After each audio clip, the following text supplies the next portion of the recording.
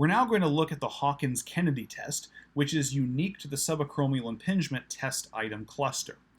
Before we go into how the test is done, let's take a look at the psychometrics right here. The sensitivity ranges between 0.62 and 0.92 depending on the study that investigated it. On average, it's probably going to fall in the mid-80s, so this actually has pretty good utility in ruling out subacromial impingement syndrome. Now, the specificity ranges all the way from 0.25 to 100%. Given that wide range, I wouldn't rely on that specificity as much. In short, I'd say the sensitivity here is a little bit better as an individual test.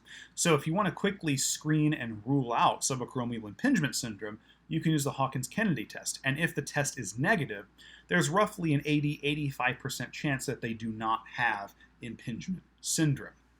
So how is this test done? Well, you can have the patient either standing or seated. I've got the patient seated right here. I think it's a little bit easier to perform the test.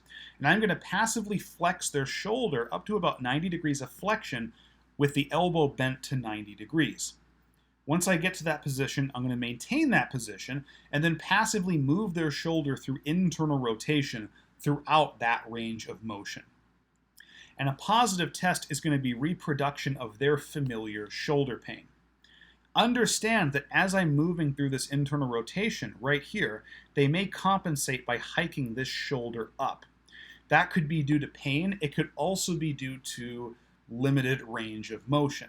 Understand that that compensation does not constitute a positive test, but it's something that is often seen in subacromial impingement syndrome. The positive test specifically is reproduction of familiar pain.